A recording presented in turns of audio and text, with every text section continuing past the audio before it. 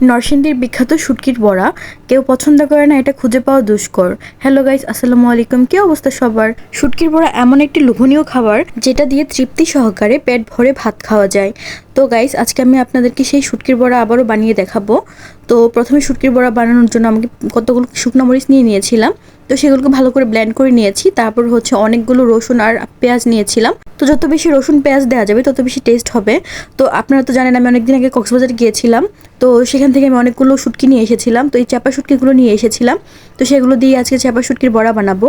তো এগুলো ভালো করে ব্লেন্ড করে তারপর সেখানে আমি যে শুটকিগুলো দিয়ে বানাবো সেগুলো সব দিয়ে ওটাকেও ব্লেন্ড করে নিলাম। তো সবগুলো উপকরণ যখন একসাথে ব্লেন্ড করা হয়ে যাবে তখন সেটাকে আমরা ভালো করে ভেজে নিব। তো সেজন্য কড়াইতে আমাকে অনেক বেশি পরিমাণে তেল নিতে হবে। তেলটা গরম হয়ে যাওয়ার পর সেখানে আমরা যে মশলাটা বানিয়ে রেখেছিলাম সেটাকে দিয়ে দিব। তো সেটাকে দিয়ে সেটাকে ভালোভাবে এখন নেড়ে চেড়ে ভেজে নিব। তো অনেক সুন্দর করে ভাজতে হবে যেন একদম শুকনো শুকনো হয়ে যায়। তো এটা অনেকক্ষণ সময় নিয়ে করতে হবে। তো অনেকক্ষণ সময় নিয়ে এটাকে ভাজলে এটা অনেক বেশি টেস্টি হয়ে থাকবে। যেহেতু এটা আমরা ব্লেন্ডারে ব্লেন্ড করে নিয়েছিলাম তাই সেজন্য অনেক বেশি লিকুইড টাইপের হয়ে গিয়েছিল। তো এটা যদি আমরা পাটাতে বেটে নিই তাহলে এত বেশি লিকুইড হবে না, এটা একটু শুকনো শুকনো টাইপের হবে। তো সেক্ষেত্রে আমাদের ভাজতে খুব একটা বেশি টাইম লাগবে না।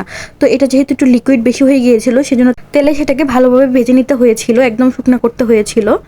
তো এটা যখন হয়ে যাবে তখন এটাকে উঠিয়ে নিব। উঠিয়ে নিয়ে এখন হচ্ছে আমাদের বড়াগুলো বানিয়ে নেওয়ার পালা। যেহেতু বড়াগুলো বানিয়ে ভাজতে হবে সেজন্য কড়াইতে আমরা তেল দিয়ে সেটাকে গরম করে নিব। তো তারপর হচ্ছে বড়ার যে পুরটা আছে সেটা আমরা যে কোনো পাতার মধ্যে দিয়ে এটা বানাতে পারবো। আপনার লাউ পাতা, কুমড়ো পাতা, কচু পাতা, ধুন্দল পাতা, যে কোনো পাতা ইউজ করে আপনারা এটা বানাতে পারবেন। তো পাতাগুলোকে ভালোভাবে ক্লিন করে নিয়ে কিন্তু সেখানে আমরা পুরটা দিয়েছিলাম। তো আমি যেভাবে ভাজ করেছিলাম আপনারা কিন্তু সেভাবে সুন্দর করে ভাজ করে নেবেন। যদি ভাজটা সুন্দর মতো না হয় তাহলে কিন্তু ভেতর থেকে পুরটা বের হয়ে যাবে। তো পুরটা বের হয়ে গেলে কিন্তু এটা দেখতে ভালো লাগবে না, আর তেলের মধ্যে এটা একদম মিশে যাবে। তো সেজন্য আমাদেরকে ভালোভাবে এটা ভাজ করতে হবে।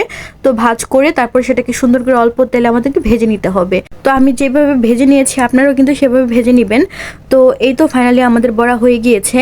তো দেখেন কত সুন্দর লাগতেছিল, আর সুন্দর একটা ফ্লেভার বের হচ্ছিল। এই বড়া দিয়ে এক প্লেট ভাত আপনি অনায়াসে খেতে পারবেন, সাথে যদি এক পিস লেবু থাকে তাহলে তো কথাই নেই।